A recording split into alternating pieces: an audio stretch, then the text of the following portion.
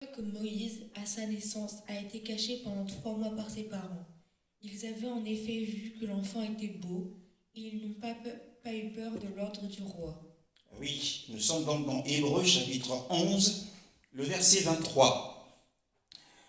Et dans ce chapitre du livre des Hébreux, nous avons donc la liste des héros de la foi, des hommes qui étaient pleins de foi.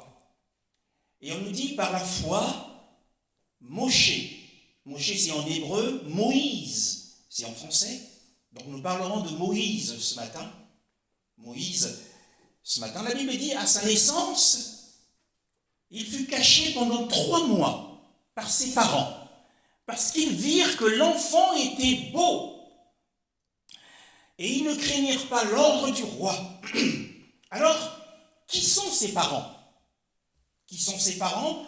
Eh bien, nous allons le découvrir dans le livre de l'Exode, au chapitre 6, et au verset 20. Amram prit pour femme sa tante Jochébed, et elle lui donna pour fils Aaron et Moïse. Amram vécut 137 ans. Voilà. Donc les parents de Moïse, ou Moshe en hébreu, sont Amram et, dans ma version, c'est Jochebed, version hébraïque. C'est Jochebed en français. Donc, ce sont ces deux hommes que l'auteur de l'épître aux Hébreux cite comme étant des héros de la foi. Amram et Jochebed, qui sont les parents de Moshe, de Moïse et d'Aaron, mais aussi de Myriam. Alors, nous allons dans le livre qui parle de cette histoire, qui est le livre de l'Exode, toujours au chapitre 2, à partir du verset 1. De la famille de Lévi avait pris pour femme une Lévite. Cette femme fut enceinte et mit au monde un fils. Elle vit qu'il était beau, mais elle le cacha pendant 3 mois. Elle le cacha pendant 3 mois. C'est un homme de la maison de Lévi, nous apprend.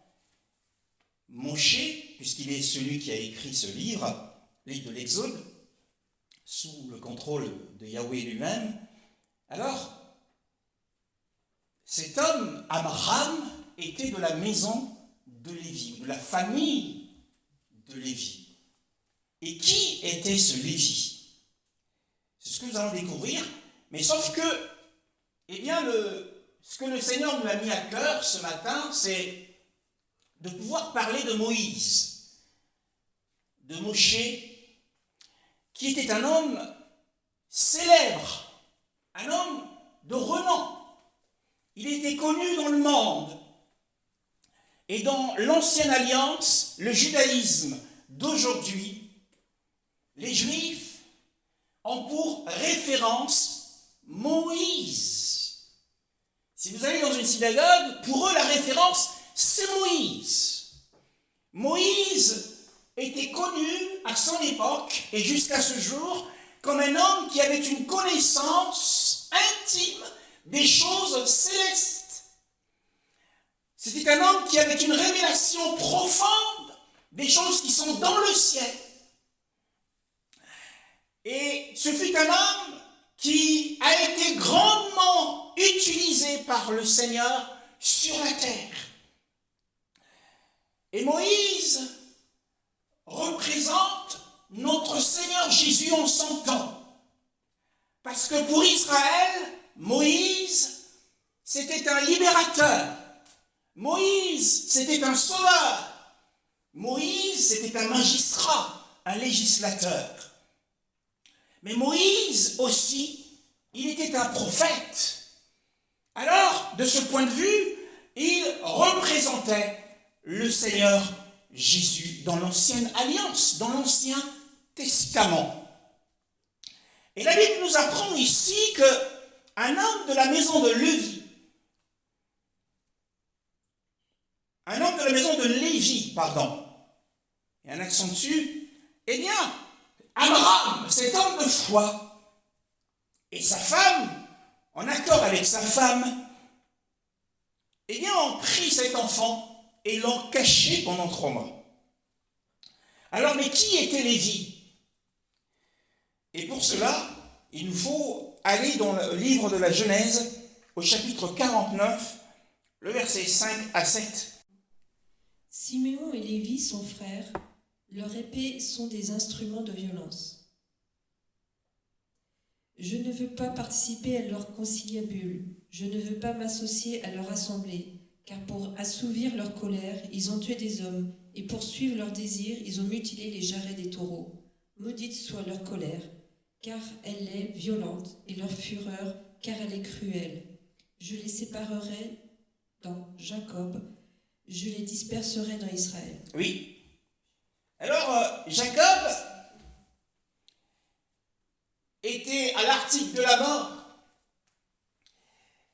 Il vivait ses derniers instants sur la terre.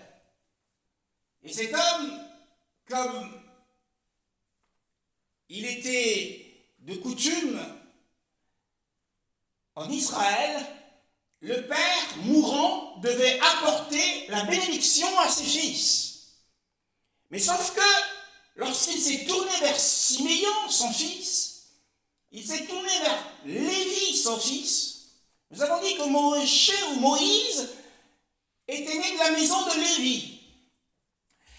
Alors, Jacob, leur père, le père de Lévi et de Siméon, s'est souvenu que ces hommes étaient des meurtriers et que c'était des voleurs. Ils avaient fait honte aux fils d'Israël. Alors Jacob ne donne pas sa bénédiction à Lévi. Mais Jacob, nous le voyons ici, qu'il est couvert de honte, parce qu'il dit que mon âme n'entre pas dans leurs conseils secrets, que ma gloire ne s'unisse pas à leur assemblée.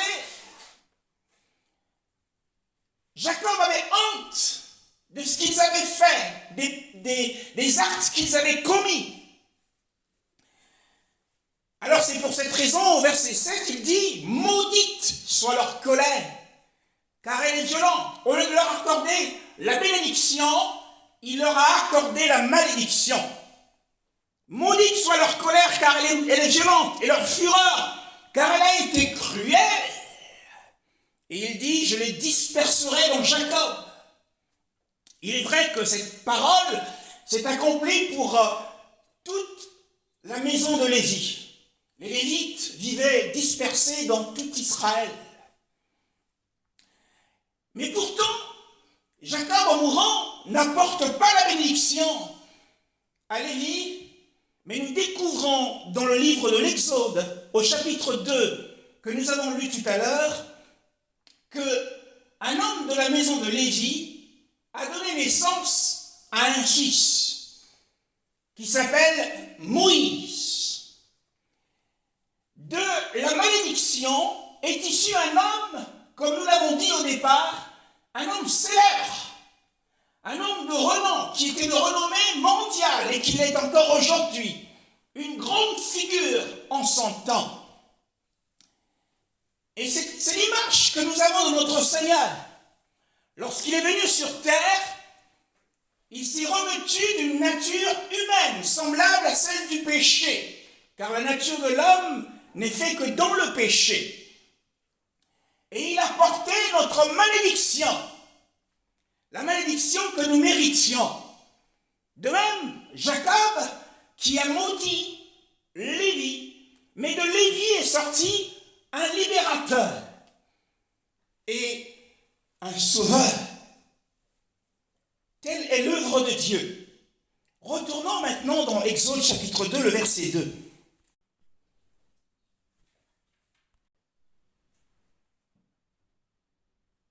Cette femme fut enceinte et mit au monde un fils. Elle vit qu'il était beau et le cacha pendant 3 mois. Oui, mais pourquoi le cacha-t-elle pendant 3 mois? Pourquoi est-ce que cette femme, après un si heureux événement, les cachait aux yeux de tous pendant 3 mois? Eh bien, nous l'avons dit tout au début, si vous vous souvenez, moi je vais le lire, dans Hébreux 11, le verset 23. La Bible dit que par la foi, Moshé à sa naissance fut caché pendant 3 mois par ses parents, Amram et Jochebed, parce qu'ils virent que l'enfant était beau et ils ne craignirent pas l'ordre du roi. Ah, c'est parce qu'il y avait un ordre promulgué par le roi, par Pharaon à cette époque. Israël était en Égypte. Et l'ordre du roi à cette époque, eh bien, qui avait été promulgué, publié, ordonnait de tuer tous les garçons hébreux qui venaient de naître. Et c'est à ce moment-là, c'est à cette période que Jochebed était enceinte de Moïse. Et c'est à cette période où beaucoup de familles étaient en deuil parce que leur enfant leur avait été arraché de force par les officiers de Pharaon pour les tuer. Parce que Pharaon avait peur que Israël, qui était un peuple étranger dans son pays, puisse se multiplier et devienne plus puissant que les Égyptiens. Et finalement puisse dominer les Égyptiens. Alors il avait donc promulgué une loi cruelle, d'une méchanceté inouïe, et qui ordonnait effectivement le meurtre de tous les bébés garçons hébreux. Les parents de Moshe avaient donc, avant Moïse, 2 enfants. La première, c'était Myriam. Et la deuxième, c'était Aaron. Mais ceux-là étaient nés avant que la loi de Pharaon ne soit appliquée. Ils étaient nés il y a longtemps avant. Ils étaient nés en un temps de paix. Ils n'avaient pas connu ce temps difficile. Ils avaient été allaités par Jochebed, ses enfants, bien sûr, en un temps où il n'y avait aucun danger. Qu'est-ce que cela veut dire pour nous ce matin? Cela veut dire que ceux qui sont nés ou qui vivent dans un temps de paix ignorent les épreuves qu'ils peuvent rencontrer un jour, en tout cas pas avant d'avoir traversé les siècles. Alors il est sage, quand on vit dans un temps de paix, à la fois de rendre grâce au Seigneur et de ne pas juger ceux qui sont éprouvés. Et de ne pas dire, ce n'est pas normal, l'épreuve que vous êtes en train de vivre. Ce n'est pas normal qu'un tel soit dans cette condition, soit éprouvé de cette façon. Mais ne le dis pas, ne le pense pas, parce que tu ignores de quoi sera fait demain. Ne juge pas, ne condamne pas, compatis. Myriam et Aaron vivaient un temps de paix, ils sont nés dans la paix. Mais quand la loi fut promulguée et appliquée, exécutée, ils ont connu des temps de trouble. Alors, lorsqu'ils ont découvert, on peut comprendre qu'à cette époque, l'échographie n'existait pas. Que Jochebed ne pouvait pas savoir que ce serait un garçon ou une fille. Elle a dû le découvrir à la naissance. Parce que la Bible dit qu'à la naissance, à sa naissance, il fut caché. Et on découvert que c'est un garçon et que la loi condamnait tous les bébés garçons. Alors ils l'ont caché par la foi.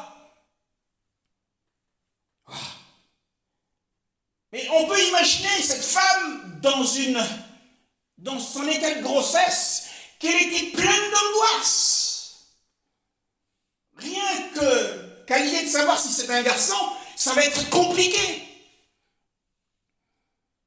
À cause des témoignages des voisins qui avaient perdu leur bébé. Et donc à l'approche de la naissance de Moshe, cette femme était pleine d'angoisse. les épreuves nous plongent dans l'angoisse. On a l'impression d'être démunis, incapables de faire quoi que ce soit. Nous lisons dans Osée au chapitre 9 et le verset 13 ces paroles. Aussi loin que portent mes regards du côté de Tyr, Éphraïm est planté dans un pâturage, mais Éphraïm conduira ses enfants vers celui qui les tuera. Oh, non, non, non, non, non! On ne donne pas naissance aux enfants pour qu'ils soient tués. Nous pensons que c'était la prière de Jochebed et d'Abraham en disant: Seigneur, nous apprenons que les enfants sont massacrés selon l'ordre du roi Pharaon, mais notre prière, c'est que nous ne voulons pas donner naissance à des enfants pour les livrer aux meurtriers. Car ici, il est dit: Éphraïm fera sortir ses enfants vers celui qui les tuera. Il y avait là un oppresseur, et cet oppresseur, c'était Pharaon. Mais lorsque Moïse est arrivé, nous l'avons lu tout à l'heure, waouh, ses parents étaient stupéfaits. Oh, il avait l'apparence d'un ange. Il était beau. Et sa beauté était extraordinaire. Alors, oh, ils se sont dit: pas question. Pas question. Alors que la maison de Lévi était couverte de honte, de malédiction, mais là, c'est la beauté de l'œuvre de Dieu. Une gloire est apparue dans cette maison. La beauté du Seigneur était assise sur Moïse. C'était une beauté que personne n'avait jamais admirée sur terre à cette époque. Oui, les Juifs disent qu'il avait l'apparence d'un ange du ciel. Waouh! Que devons-nous comprendre par là? Eh bien, lorsque nous sommes dans l'épreuve, et l'épreuve continue à perdurer, l'épreuve atteint son paroxysme, son niveau le plus élevé. Alors que l'épreuve, au temps de Moïse, avait atteint son niveau le plus élevé, c'est alors que le libérateur est né. Le salut pour Israël fut préparé. C'est ce qui se passe. Quand nous pensons que nous sommes dans le feu de l'épreuve et que nous n'en pouvons plus, c'est là que le libérateur Jésus-Christ, Yeshua Mashiach, se lève. Il se lève. Que pendant que nous sommes dans l'épreuve, il est en train de préparer le salut pour nous. Il est en train de préparer le salut. Il ne nous a pas ignorés. Il ne nous a pas oubliés. Mais il prépare le salut, et quand il se lèvera, c'est pour la délivrance. Moïse est né pour libérer Israël de la maison de l'esclavage. Israël était en esclavage en Égypte. Waouh! Et nous voyons que ce libérateur lui-même a failli tomber. Il a risqué de tomber en sacrifice face à la fureur du roi.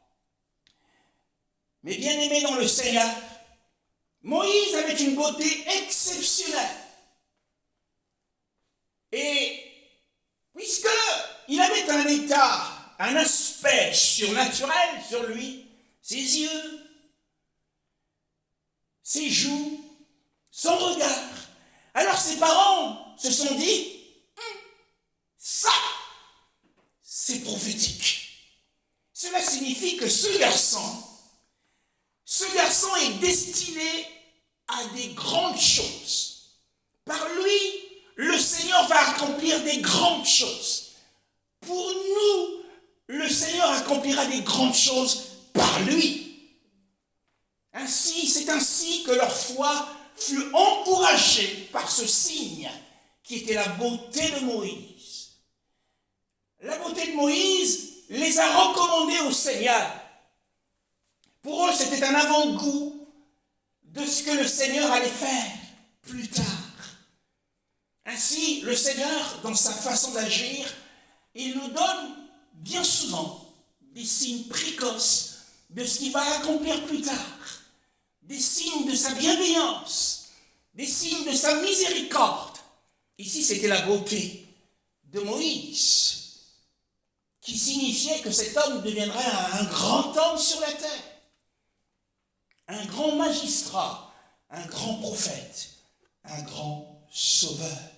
Alors leur foi fut encouragée par cette faveur divine, bien-aimés dans le Seigneur. Alors ses parents ont pensé que, malgré cette cruauté de Pharaon, il était d'autant plus nécessaire de protéger et de préserver la vie de cet enfant. Ah non, on ne va pas le livrer à l'oppresseur. Ce n'est pas possible. On ne le livrera pas. Alors, ils se sont promis que cet enfant deviendra un homme éminent, un homme grand sur la terre. Et pendant 3 mois, le père, on ne sait pas comment, il l'a caché dans sa maison. Et quand l'enfant criait, est-ce que les voisins ne l'entendaient pas? Ça pose question. Alors ils ont tout fait pour le placer dans une pièce où il ne serait pas découvert. Mais c'était aussi, c'était à leur risque et péril, les parents. Parce qu'il y avait une peine qui était liée à ce commandement. Une fois que ce commandement, si vous ne respectez pas à cette époque-là, les lois étaient cruelles. Alors c'est les parents qui se faisaient tuer. Notre Seigneur Jésus, la même chose lui est arrivée. Matthieu chapitre 2, le verset 13. Un ange du Seigneur apparut dans un rêve à Joseph et dit : Lève-toi, prends le petit enfant et sa mère, fuis en Égypte et reste-y jusqu'à ce que je te parle, car Hérode va rechercher le petit enfant pour le faire mourir. Oui. Voilà, Hérode aussi, il était comme Pharaon. Il voulait le faire mourir par jalousie parce qu'il avait appris par le biais des mages que le roi des Juifs était né. Alors lui, Hérode était gouverneur de Galilée et il s'est dit, il y a un concurrent qui vient de naître. Alors il a promulgué une loi pour faire mourir tous les enfants à partir de 2 ans jusqu'à plus bas. C'était aussi un autre roi méchant comme pas possible. Et donc, nous voyons qu'il y a une similitude, une correspondance avec le temps de Moïse sous Pharaon et notre Seigneur Jésus sous Hérode. Alors sa vie fut préservée aussi. Un ange est apparu à Joseph dans un rêve et lui a parlé. Mais Amram et Jochebed n'ont pas eu cette grâce d'avoir un ange, mais la Bible dit que c'est par la foi, eux, qu'ils ont agi. Ils ont agi par la foi parce qu'ils pensaient, ils croyaient en la promesse générale. Parce que la promesse générale disait que, au sujet d'Israël, on va le lire, c'est dans Genèse chapitre 22. Je te bénirai, je multiplierai ta descendance. Elle sera aussi nombreuse que les étoiles du ciel, pareille au sable qui est au bord de la mer.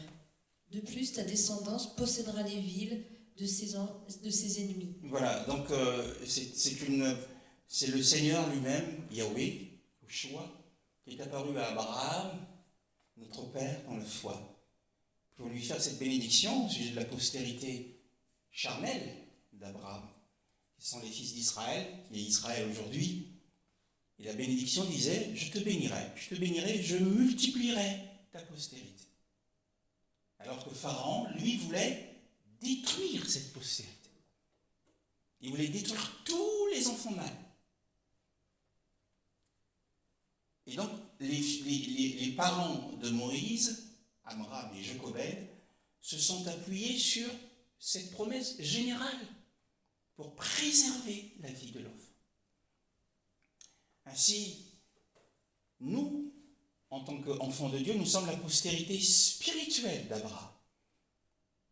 Et nous avons cette bénédiction d'Abraham de nous multiplier et de vivre longtemps sur la terre.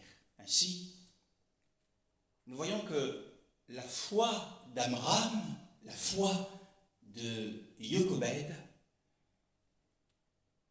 était élevée au-dessus de la peur des hommes. Ils n'avaient pas peur de Pharaon, en quelque sorte.